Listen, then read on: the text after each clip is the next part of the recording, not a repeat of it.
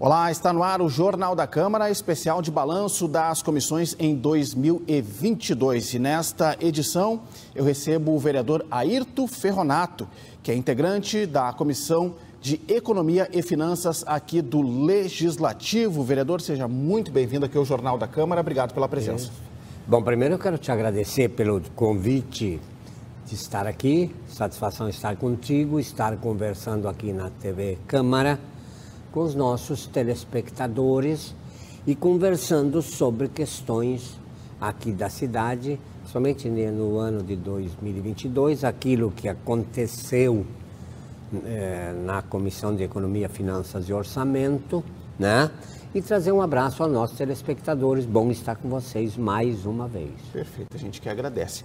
Vereador, antes de entrarmos de forma mais focada no balanço das comissões, deixa eu lhe perguntar, aproveitando, né, trazendo a sua experiência aqui, que foi Sim. também o relator, né, da proposta orçamentária Sim. de 2023, votada lá no início de dezembro pelo Legislativo. Que avaliação o senhor faz, né, da peça orçamentária, né, tendo em vista, o senhor que tem uma bagagem já na relatoria, né, dessas propostas, Sim. o que o senhor destacaria, né, de diferencial nessa...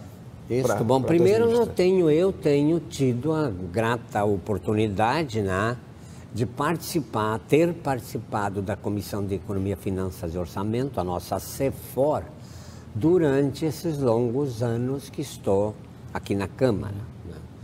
E salvo em um período, um ano que eu estive na Comissão de Constituição e Justiça, nos demais anos todos eu estive participando, presente na Comissão de CEFOR, até em razão da experiência que eu tenho na área, tu sabes disso, eu trabalhei no Ministério da Fazenda, na Secretaria da Fazenda, em outros tantos lugares, sempre na questão, tratando principalmente de finanças públicas e orçamento, da qual eu tive a oportunidade também de lecionar por alguns anos, muitos anos fui professor de finanças, orçamento, contabilidade, gestão de custo e uma série de outras matérias afins, né? A LDO, a lei aliás, a LOA, né? A lei orçamentária anual, se vota no ano, votamos 2022, 5 de dezembro, para que a lei esteja em vigor em 2023, né? Dentre as principais características que eu queria deixar aqui, é que por muitos anos, né, o Executivo encaminhou projeto, proposta de lei, e o Executivo e o Legislativo tinham a tarefa de dizer sim ou não. A partir de um determinado momento, né, surgiu a possibilidade de apresentação de emendas parlamentares, né? Veio lá da União, no Estado e no município. E como todo orçamento, a proposta de orçamento, a lei de orçamento, o orçamento era e sempre foi uma lei autorizativa de receitas e despesas, ou seja, se previa quanto de receita o município arrecada e qual é a autorização, o tamanho de despesas que o município estava com possibilidade de executar. E isso é interessante repetir, lei autorizativa de gastos.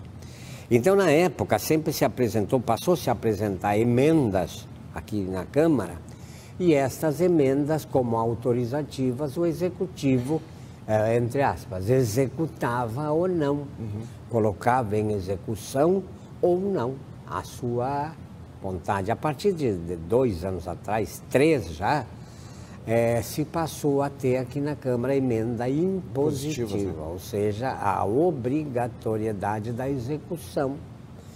Isto teve uma série de críticas, elogios, mas, na verdade, estas emendas impositivas, elas garantem a nós, vereadores, e às comunidades, que uma vez apresentada a emenda, ou seja, a proposta que geralmente vem das comunidades, a comunidade tem a certeza de que aquelas emendas serão executadas, né?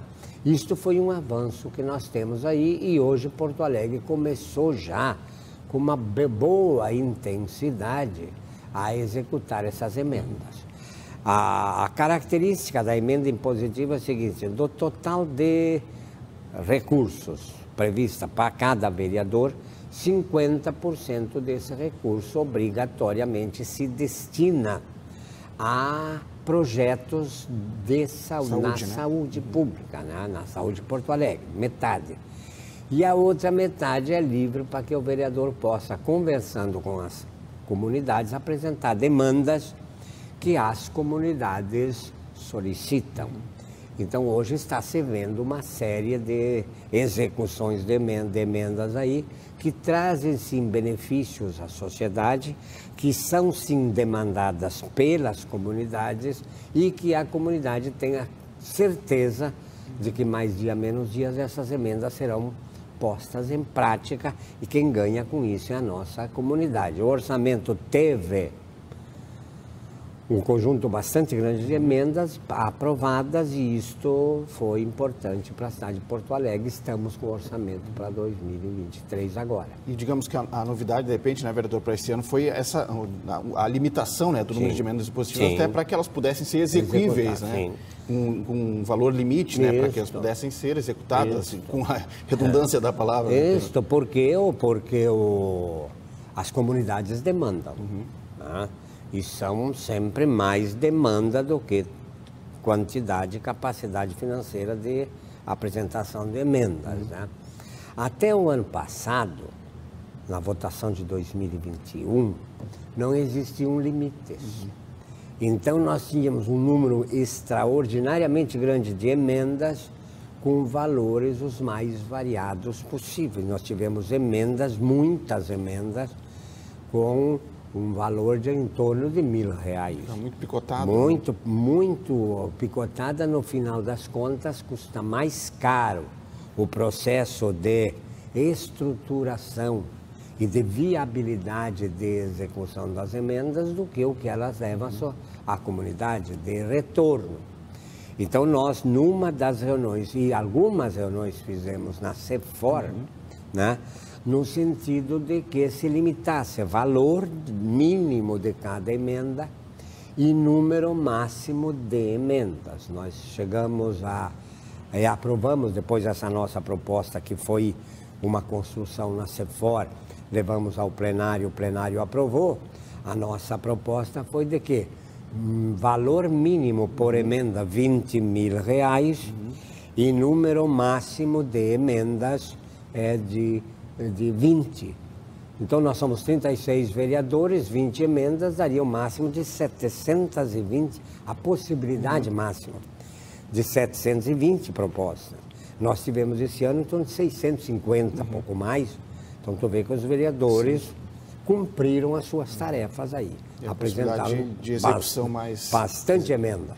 Vereador, então, entrando na comissão, claro, o senhor já trouxe uma questão que foi bem importante e marcante, né, que foi esse debate das emendas impositivas na própria CEFOR, na comissão, na construção dessa proposta de redução para que as emendas pudessem ser executadas de fato. Que balanço o senhor faz, né, desse 2022, o trabalho da CEFOR aqui no Legislativo? Sim. Primeiro, vou fazer um parênteses. Nós tivemos um triste e lamentável acontecimento, que foi o falecimento do nosso presidente no ano de 2022, o amigo vereador Mauro Zacher. Faleceu em junho.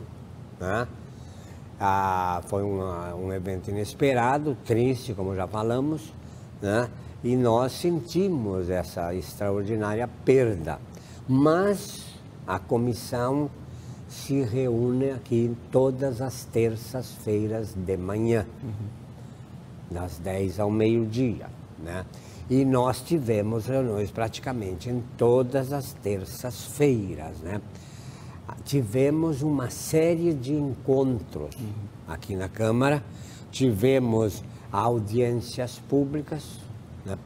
E nós tivemos também aquela audiência trimestral em que o Executivo, através das secretarias, vem à Câmara, à Comissão, apresentar a execução orçamentária do período. As metas fiscais. E as metas, O que ocorre então? A cada 3 meses o pessoal do Executivo vem à Câmara, né? Sempre, porque estão aí no mínimo, o secretário de Fazenda, secretário de Planejamento e Orçamento, e se apresentam como o orçamento está sendo executado. Ou seja, a evolução dos números para cada rubrica que se estabelece aí. Então, esse é um evento que nos dá um conhecimento bastante aprofundado e a possibilidade de um acompanhamento de como se executa o orçamento do ano, a lei de orçamento anual. Muito bem. Estas nossas reuniões, então, elas estiveram, ora tratando de processos, projetos, né? Praticamente todos os projetos que chegam até a Câmara, processos e projetos de leis, eles vão para a Comissão de Finanças, todos aqueles que envolvem, vamos dizer assim, reflexos financeiros e orçamentários. Como a grande e extraordinária maioria desses projetos refletem isso, praticamente todos eles passam pela comissão. A comissão, através do presidente, vem de longe, nós fizemos uma espécie de rodízio, né? Vamos dizer assim, a cada projeto que chega ali, um vereador passa a ser o relator do projeto. Ele apresenta o seu relatório, estuda a matéria, explica o que se trata e nós votamos, né? A exceção que tem acontecido aí, isso até por característica, pela experiência que tem, é a lei de orçamento, que ela praticamente sempre vem para mim para o senhor apresentar. E tu vê que numa lei que tem lá 100 e tantos artigos, que tem 700 emendas apresentadas impositivas, e outras 40, 50 tivemos de emendas não impositivas, isto nos dá uma tarefa de analisar quase ou mais de 800 propostas diferentes. Só que, quando se trata de orçamento, toda vez que um vereador apresentar uma emenda propondo, por exemplo, uma obra numa praça, se a obra proposta por ele custa 150 mil, necessariamente ele tem que retirar recursos de outra rubrica. Por quê? Porque o orçamento foi 10 bilhões e 500, em torno disso. E o orçamento, a lei proposta pelo Executivo de 10 bilhões e 500, ela não pode nem ser aumentada e nem ser reduzida. Portanto, a cada emenda tem que apresentar da onde vem, de onde vai tirar, da onde vai tirar, a fonte do recurso, né? E isso nos dá uma tarefa bastante importante pelo seguinte, porque, na verdade, vereadores, às vezes não, quase sempre, eles retiram recursos de alguma rubrica. Então, se a rubrica tem um saldo de 1 milhão para gastar no ano, né, o Executivo vai gastar na tarefa X publicidade, por exemplo, 1 milhão. Vai mais, é o exemplo, né? Sim. 1 milhão. Daqui a pouco tu tens emendas que retiram 800 mil, 700 mil no total, né? 1 milhão e 10.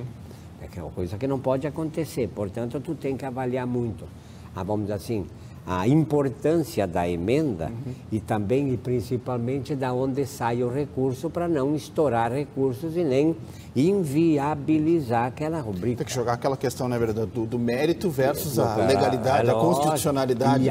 E os compromissos que o Executivo tem, porque existem alguns gastos que eles já estão comprometidos quase na integralidade, até por contrato, às vezes, né? Tu não tem como sair retirando dinheiro de uma rubrica dessas, porque... recurso já escasso. Já escasso, já pré-definido, já carimbado. Então, é uma tarefa interessante, mas que dá, vamos dizer assim, me dá uma oportunidade muito grande de conhecer o orçamento todo. Isso aí é muito bom, até para que se possa contribuir nesse processo de fiscalização e, antes disso, no processo de construção da peça orçamentária, que é interessante, né? E antes da aprovação da lei de orçamento para o ano seguinte, se aprova a LDO. A famosa LDO, que é a Lei de Diretrizes Orçamentárias. Antes do governo apresentar a proposta de orçamento, se aprova um projeto, uma lei, que diz, vamos dizer assim, as grandes regras, as grandes definições, entre aspas, as grandes diretrizes que vão constar do orçamento que se avizinha. É outra peça importante que a nossa Comissão de Finanças se debruça também com bastante atenção também. Foi do vereador Moisés, a relatoria, né? Foi do Moisés. Em 2022. Vereador, nesse sentido, né, desse conhecimento que o senhor acaba tendo, né, dessa análise mais profunda do orçamento, né, como é que projetasse 2023, né, do ponto de vista financeiro aqui para o município, né? Muitas dificuldades, enfim, será um ano mais tranquilo em relação ao 2022, o que o senhor pode nos apontar? Nós temos uma questão que é importante e que eu fui favorável a ela, que foi a questão da redução do ICMS nos combustíveis. Só que, inclusive, tive a oportunidade de ser candidato a Senado e falei bastante sobre isso. O governo federal, o governo executivo federal e os legislativos, Senado e Câmara, eles aprovam esses projetos sem nenhuma crítica. A aprovação do projeto.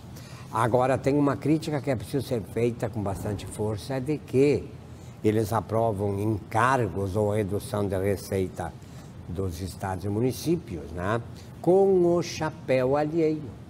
O que eles fazem? Bom, o estado não vai receber mais ICMS de combustíveis. No patamar que tinha. Não cobra. Mas, em contrapartida, o município recebe 25%, receberia 25% desse valor.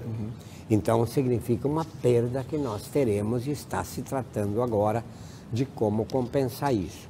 Então, há esta perda e esta perda trouxe um interessante desequilíbrio nas contas dos municípios todos, e Porto Alegre não foge disso, né? Temos esse desequilíbrio. Tirante isto, que é alguma coisa que foge ao poder que temos aqui na Câmara, mas que sinaliza, sim, uma dificuldade que se terá, o orçamento da Câmara ele está bastante equilibrado. Né? E temos um pequeno acréscimo de recursos na educação, um razoável acréscimo, e na saúde também. Até porque na educação, em razão da pandemia, recursos não foram gastos no ano de 2021, né? Houve uma bastante intensa discussão sobre isso. O Senado e a Câmara Federal aprovaram um projeto autorizando que aqueles recursos não gastos lá em 21, que sejam gastos em 2023 e 2024. Então isso trouxe acertou aquela situação de anormalidade e, por outro lado, viabilizou, vamos dizer assim, o ajuste no tamanho do gasto com educação das cidades. Eu fui favorável, tive bastante crítica aí, aquele não gasto lá em 2021. Por quê? Porque se as escolas não estavam atuando com menos intensidade, como é que nós vamos colocar o executivo, colocar recursos em larga escala para não ter retorno nenhum? Foi melhor não ter gasto lá e agora, com mais tranquilidade e cuidado, ver onde se gasta agora na educação do município de Porto Alegre. Então, esses dois aspectos. Porto Alegre tem, pelo orçamento, uma previsão de empréstimo de 548 milhões, empréstimos, operação de crédito, para financiar investimentos na cidade num total de 950 milhões. Então, destes 10 bilhões e 500 que Porto Alegre arrecada, vai arrecadar agora em 2023, em torno de 1 bilhão será aplicado em obra e investimento. Não é o que se deseja, mas é um valor possível para o de momento. chegar. financiado, repito, com metade desses valores com operações de crédito. Né? Bom, vereador, a gente está chegando aqui ao final do Jornal da Câmara de hoje, nesse balanço da CEFOR, e claro, extrapolando um pouquinho, né, aproveitando a experiência do senhor aqui para falar um pouquinho de finanças e das finanças municipais, mas especificamente. Para a gente fechar aqui, vereador, o senhor também vai seguir na CEFOR em 2023, né? Também integrante da mesa diretora em 2023, né, vereador?